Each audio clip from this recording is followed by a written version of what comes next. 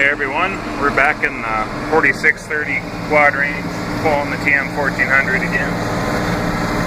This is one of the smoother fields we've got. It was new 3 or 4 years ago, and it crosses over into this feed ground we've got here that's a little rougher. So this grass is starting to burn up, it's crested. A lot of it doesn't have its heads on it, about 4 inches tall. Hard cutting. And we're running about 9 miles an hour. I just wanted to show you how good a cut it puts on the hay. And these knives are probably halfway through their life, maybe a little more, so they're going to be ready to be changed here soon. And hold on here a second, we're going to have to turn around.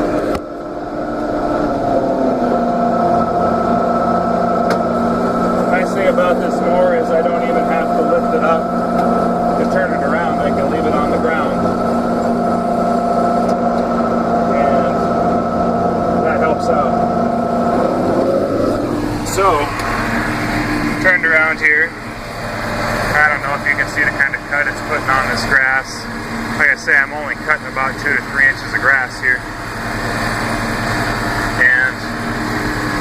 So you get down here, we're going to get back on this other field, and we're going to open it up a little bit. We're going to try to kick it up into maybe C3, C4, which will be about 10 to 13 miles an hour. We're crossing over into the new field here. We'll switch our ranges up.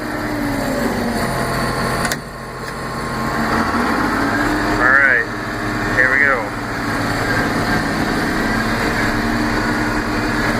Alright, this is about 10 miles an hour. This is a pretty nice speed to mow at. You don't make very many mistakes.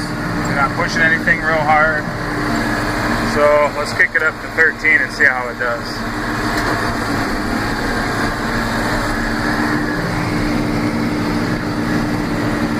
That dust you see back there, that's molehills. We've got a lot of molehills in our fields and can't do a lot about that. I don't usually mow this fast. This field is not quite smooth enough for this. I mean, it's kind of one of those things, yeah, you might have a race car, but you don't necessarily race it all the time, but it's nice to have the power there if you want it, right?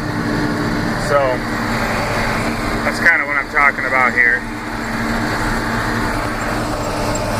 You can take a nice look at the field there and see how well it's cut. Especially on a short crop here. Makes it difficult to cut short grass with a disc mower generally.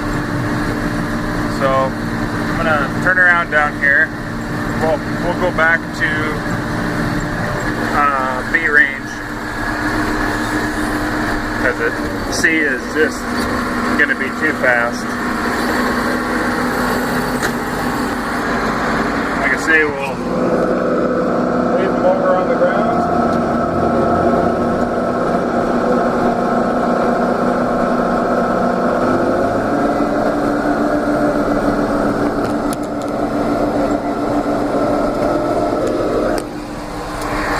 So this is B3. It's about 9 miles an hour. And I can mow here all day. So let's kick it up. And this is around 11. One of those problems with mowing real fast like that is, you know, if you hit something, you might just destroy your cutter bar. And I guess that's one perk to the trail mower. A lot of times you can see an object or a rock, piece of wood or something on the ground before you have to hit it. It gives you time to slow down. That's a nice thing. So we're into the area where we were cutting at 12 miles an hour, 13 miles an hour. And we'll stop and get out up here and look at it. But I'd say this is a comfortable speed in this field. And it will cut like this all day, no problem. And one thing I was going to mention too is even in heavy lodged alfalfa like we had the year we bought this, I was going right under that alfalfa at 11 miles an hour, and this thing just cut it like a sharp steak knife. This wasn't a problem. So we'll stop up here just a second.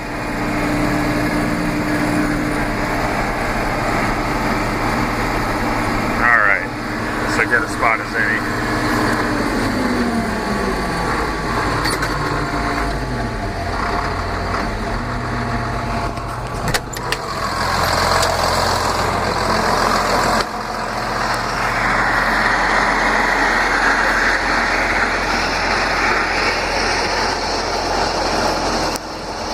So I mean, you can see here, it's not leaving anything on the field.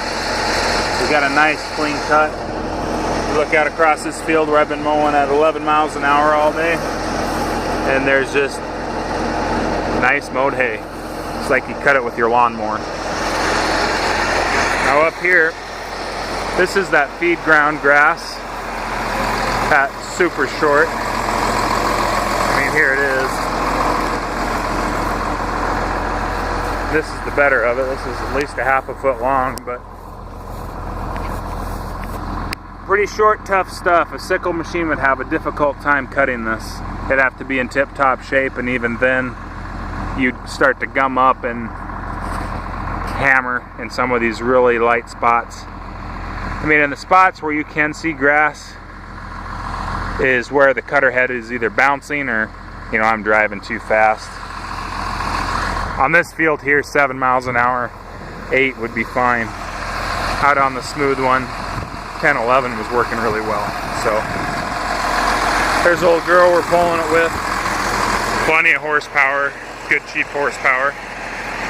And that was all I wanted to show you. It was just how well this cuts at high speeds. Basically a very versatile machine. You can cut slow, cut fast. As long as you can stay in the seat and not be, you know, bouncing your cutter bars too bad, it's a good speed. So, thanks for watching, everyone.